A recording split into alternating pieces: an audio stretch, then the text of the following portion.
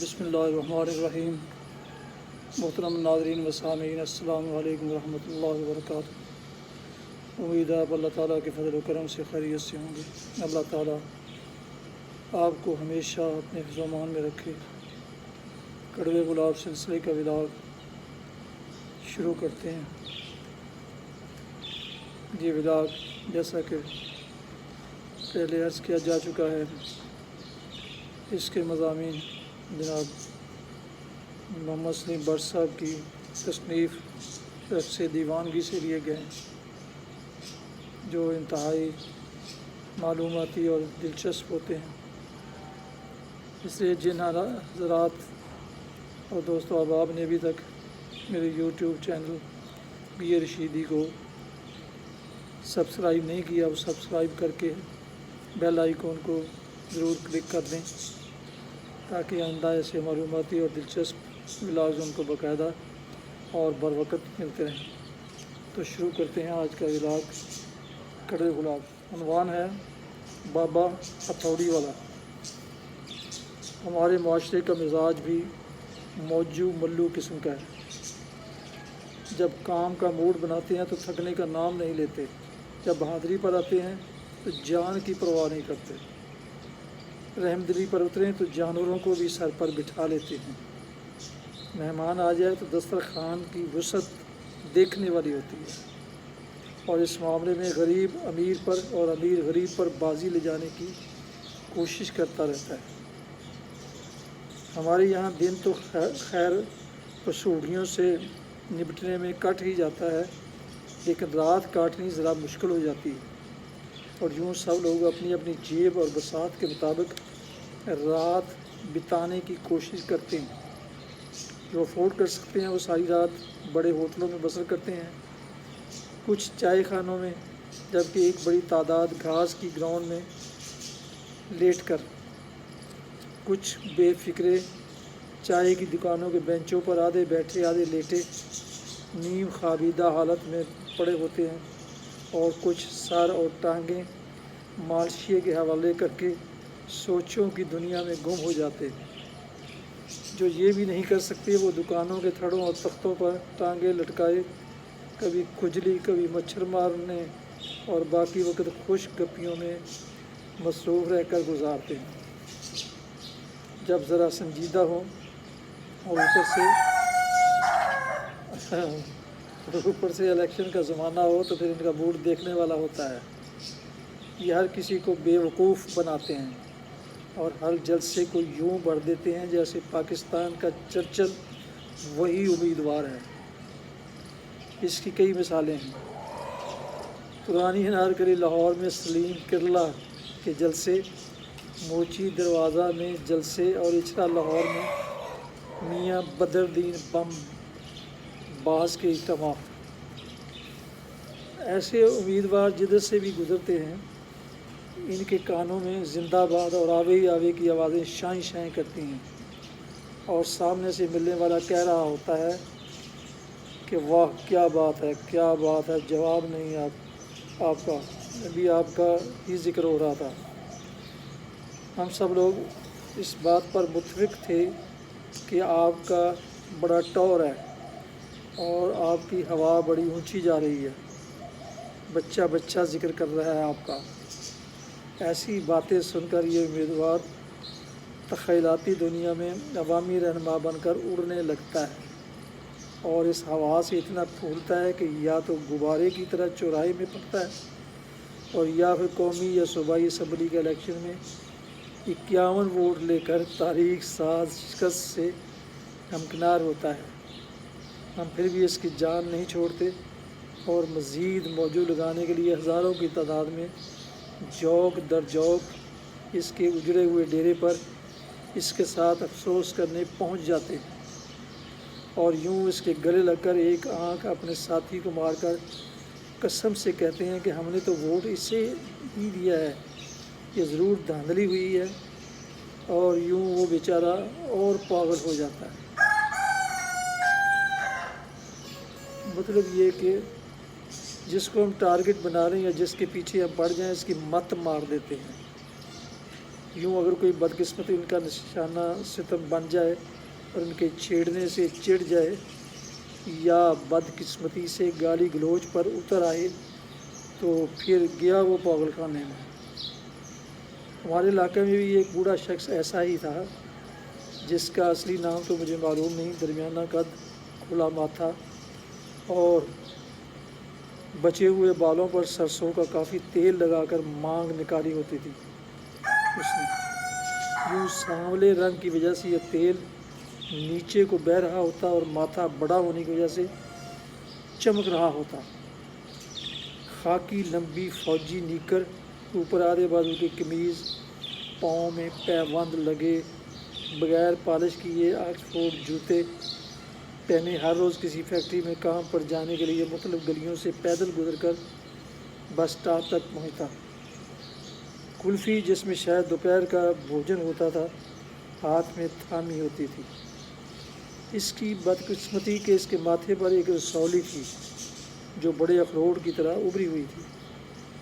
ایک دن نہ جانے کس بات پر اس کی تکرار کسی مولدات سے ہو گئی اور یوں اس آدمی نے شریف آدمی کو لال دارہ ایسے لگایا جیسے یوٹو کے بعد ماسکو نے پشاور کے گرد لگایا تھا۔ باقاعدہ پلاننگ کے تحت اس نے ایک شرارت کو عملی جمع پہنانے کی سوچی۔ اس نے چھوٹے بچوں کو کچھ نقدی دے کر 3-4 گروپوں میں تقسیم کیا اور تھوڑے تھوڑے فاصلے پر کھڑا کر دیا جہاں سے یہ بزرگ گزرا کرتا تھا۔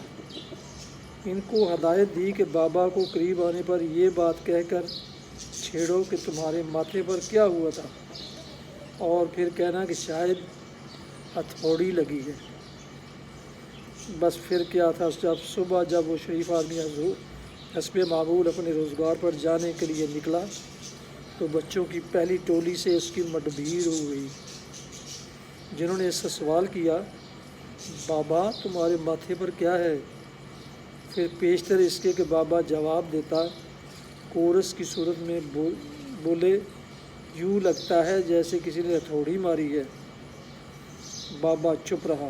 ذرا آگے گیا تو اگلا گروپ تیار کھڑا تھا۔ پھر سوال ہوا، بابا یہ کیا چیز ہے تمہارے ماتھے پر ابھری ہوئی؟ بابا چپ رہا۔ اس کے بعد تیسرا گروپ ٹکر گیا۔ پھر سوال، بابا کے ماتھے کی طرف اشارہ کر کے ہوا کہ بابا یہ کیا؟ بابا چپ تو رہا، لیکن اسی دوران اس کا پارا چڑھ چکا تھا۔ ان سے اگلے گروپ نے تو خیر بابا کا ضبط توڑ ہی دیا، اور اس دفعہ کے سوال اور کہکہوں نے اس کا بلڈ پریشر سر کے بالوں تک پہنچا دیا۔ بابا نے ان کو ماؤں بہنوں کی وہ گالیاں دیں کہ الامان الحفیظ۔ یوں بابا اپنا غصہ نکال کر کام سے لیٹ ہونے کے ڈر سے اسٹاف کی طرف چل نکلا، لیکن پیچھے پیچھے بچوں کا غول بابا تھوڑی کہتا جا رہا تھا۔ یوں بابا ایک قدم آگے اور 2 قدم پیچھے ہٹتا، بس اسٹاپ تک گیا۔ تمام بچوں کو ایک شغل مل گیا۔ پھر یہ شغل علاقے کے تمام محلوں اور گلیوں کے بچوں تک پہنچ گیا۔ اب یہ روز کا معمول بن گیا۔ بابا، جو اب پکا بابا تھوڑی بن چکا تھا، بتیرا چھپ چھپا کر اور راستے بدل کر اپنے کام پر جاتا، مگر ہر طرف سے بچے اکٹھے ہو کر اس کے پیچھے پڑ جاتے اور بابا تھوڑی کا شور مچتا اور بابا کی گالیاں گونجتی۔ کبھی کبھی سیانے بھی مزہ لینے کے لیے بابا کے پاس کھڑے ہو کر بچوں کو مخاطب ہو کر کہتے، اوے بابا کو تھوڑی مت کہو۔ یوں وہ بھی اس کو چھیڑ کر مزہ لیتے۔ بس پھر کیا تھا، یہ چھیڑ خانی روز کا معمول بن گئی۔ بابا کا گھر سے باہر آنا اور لڑکوں اور بڑوں کا شغل شروع ہو جانا، بچوں نے تالیاں بجا کر گلا پھاڑ کر بابا کا توا لگانا اور بابا کی گالیوں سے لطف اندوز ہونا۔ بچے اور بڑے دونوں اس ظالمانہ کھیل کے کھلاڑی تھے۔ بابا گالیاں دیتا اور بچے کنکر اٹھا کر اس کو مارتے۔ بابا نے بتھیری کوشش کی کہ پاؤں پھٹنے سے پہلے گھر سے نکل جائے یا کسی اور راستے سے کہاں پر جائے، لیکن جب بھی جدھر سے بھی وہ جاتا، بابا ہتھوڑی کی آوازیں ضرور کسے جاتے۔ بابا بھی حسب طاقت اینٹ روڑوں کا جواب دیتا اور بچوں کے پیچھے بھاگتا، اور یوں دوپہر ہو جاتی اور وہ تھک ہار کر بغیر کام پر جائے گھر واپس پہنچ جاتا۔ فرق یہ ہوتا کہ صبح تازہ دم نکلتا اور جب واپس آتا تو کپڑے پھٹے ہوتے، نقاہت سے برا حال ہوتا اور لڑکوں کی طرف پھینکے گئے روڑوں کی ضربوں سے جگہ جگہ خون رس رہا ہے۔ آخر ایک دن وہ معاشرے کے ان شگڑیوں کے لگائے گئے زخموں سے چور بچوں کے پیچھے بھاگتے ہوئے دل کا دورہ پڑنے سے اللہ کو پیارا ہو گیا اور شگڑیوں کو خوش کر گیا۔ کتنا ظالم ہے ہمارا معاشرہ، کسی کو زخم دے کر کتنا خوش ہوتا ہے، کسی کو چڑھانے سے کتنا سکون ملتا ہے اس کو۔ ہمارے ہاتھ میں کلاشنکوف ہونی چاہیے، اگر نہیں تو بندوق یا پھر چھرا یا پستول، تاکہ جو نہ پسند آئے اسے موقع پر ڈھیر کرتے جائیں۔ دوسری دنیا میں دیکھو، عام جنگلی پرندے بھی ہاتھ پر بیٹھ کر دانا کھا لیتے ہیں، کندھوں پر بیٹھ جاتے ہیں، مگر ہمارے معاشرے میں پرندے ہم پر کیا اعتبار کریں؟ ہم انہیں تو پتھر یا گلیل سے مارتے ہی ہیں، لیکن اپنے ہمسادوں سے بھی زیادتی کرنے سے نہیں چوکتے، اور کچھ نہ کر سکیں تو گریبان سے پکڑنا اور ماں بہن کی گالی تو معمولی بات ہے۔ ناظرین محترم، یہ تھا آج کا ولاگ، اس کا عنوان تھا بابا ہتھوڑی۔ کڑوے گلاب سلسلے کا یہ ولاگ جناب محمد سلیم بٹ کی تصنیف رقص دیوانگی سے لیا ہے۔ دوبارہ عرض کی جاتی ہے کہ اگر کسی دوستوں نے جنہیں میرے یوٹیوب چینل بی اے رشیدی کو سبسکرائب نہیں کیا تو سبسکرائب کر کے بیل آئیکن کو ضرور پریس کریں، تاکہ آئندہ ایسے معلوماتی اور دلچسپ ولاگز ان کو باقاعدہ اور بروقت ملتے رہیں۔ اللہ تعالیٰ آپ کا حامی و ناصر، اللہ تعالیٰ آپ کو ہمیشہ اپنے حفظ و امان میں رکھے، آمین۔ السلام علیکم ورحمۃ اللہ۔